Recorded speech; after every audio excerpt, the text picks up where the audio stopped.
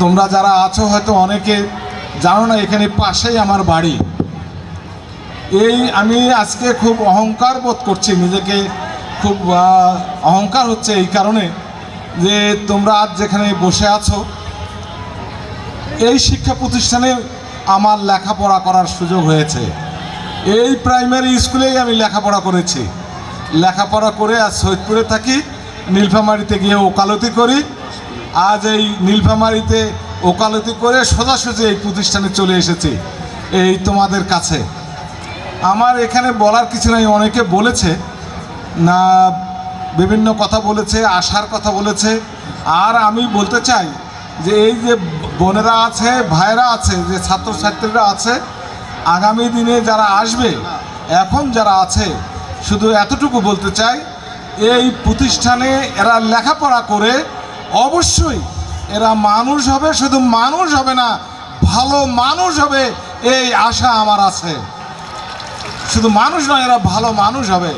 আমি এই ভাই বোনদের জন্য শুধু এতটুকু বলতে চাই, ভালো মানুষ তখনই হওয়া যায় যে মানুষের মমত্ববোধ, যে মানুষের জন্য, মানুষের সুখে দুঃখে মানুষের পাশে গিয়ে দাঁড়ায়।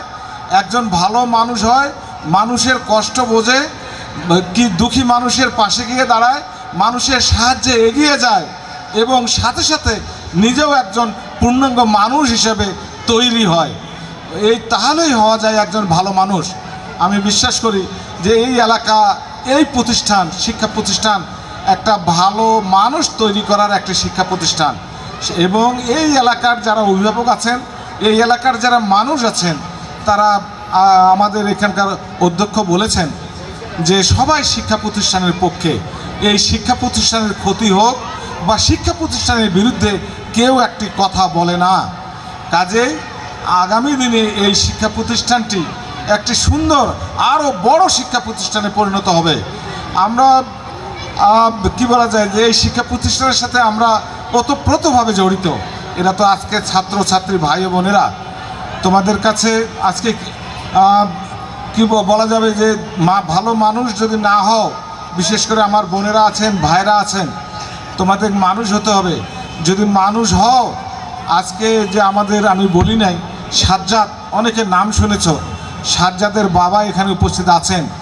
সাজ্জাদকে নিশ্চয়ই অনেকে হয়তো শুনে গেছেন যে আমাদের সৈয়দপুরের মধ্যে গত যে আন্দোলন সংগ্রাম হলো, এই আন্দোলন সংগ্রামে একমাত্র শহীদ সাজ্জাদ ঢাকায় শহীদ হয়েছে আন্দোলন করতে গিয়ে। কি আন্দোলন করেছে? আন্দোলন করেছে আমার এদেশে কোনো বৈষম্য থাকবে না, কোনো ভেদাভেদ, এক মানুষ থেকে আরেক মানুষ, এক ছাত্র থেকে আরেক ছাত্র, এক মেয়ে থেকে আরেক মেয়ে, এই মানে কোনো মানুষে কোনো ভেদাভেদ থাকবে না। এই অর্থাৎ বাংলাদেশে কোনো বৈষম্য থাকবে না। বাংলাদেশ একটি সুন্দর বাংলাদেশ হবে, বাংলাদেশ একটি সকল মানুষের বাংলাদেশ হবে। এই বাংলাদেশের যত ছেলে মেয়ে আছে, পড়াশোনার সকলে সমান সুযোগ পাবে, পড়াশোনা শেষে সকলে একটি সুন্দর চাকরি পাবে, দেশের জন্য কাজ করবে, পরিবারের জন্য কাজ করবে এবং এলাকার জন্য কাজ করবে, বাবা মার মুখ উজ্জ্বল করবে, শিক্ষা প্রতিষ্ঠানের মুখ উজ্জ্বল করবে। এইরকম একটি দেশ গঠন করার জন্য সাজ্জাদ কিন্তু সেদিন প্রাণ দিয়েছিল।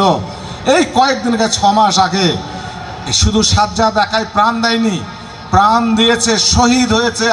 তোমরা দেখেছো, এই আমাদের রংপুরের আবু সাইদ সহ প্রায় 2000 ছাত্রছাত্রী এবং এদেশের সাধারণ মানুষ প্রাণ দিয়েছে। হাজার হাজার ছাত্রছাত্রী এবং সাধারণ মানুষ পঙ্গু হয়েছে, কারো হাত গেছে, কারো চোখ গেছে, কারো নাক নষ্ট হয়ে গেছে, কারো পা নষ্ট হয়েছে, এখনও অনেকে চিকিৎসাধীন আছে।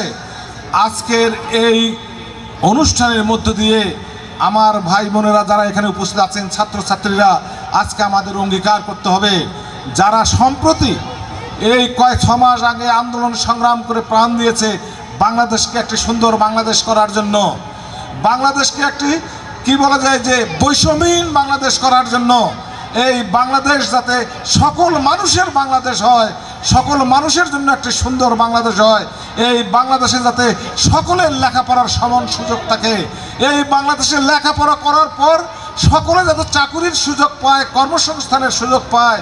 শুধু তাই নয়, আমার এই স্বাধীন বাংলাদেশে কেউ যাতে সবাই যাতে একটু ভালো চিকিৎসার সুযোগ পায়, সকলে যাতে একটু কি বলা যায় যে বাংলাদেশের রাষ্ট্রীয় যে সুযোগ সুবিধা আছে এই সুযোগ সুবিধাগুলো সকলে যাতে সমানভাবে ভোগ করতে পারে, বাংলাদেশ যাতে এইভাবে সুন্দর একটি বাংলাদেশ গঠিত হয়ে শুধু বাংলাদেশ নয় পৃথিবীর মানচিত্রে বাংলাদেশ যাতে একটি শক্তিশালী বাংলাদেশ, সুন্দর বাংলাদেশ, গণতান্ত্রিক বাংলাদেশ, সকলের জন্য বাংলাদেশ, একটি স্বনির্ভর বাংলাদেশ হিসেবে পৃথিবীর মানচিত্রে পৃথিবীর সকলের মানুষের কাছে মাথা উঁচু করে দাঁড়াতে পারে এমন একটি বাংলাদেশ হয়।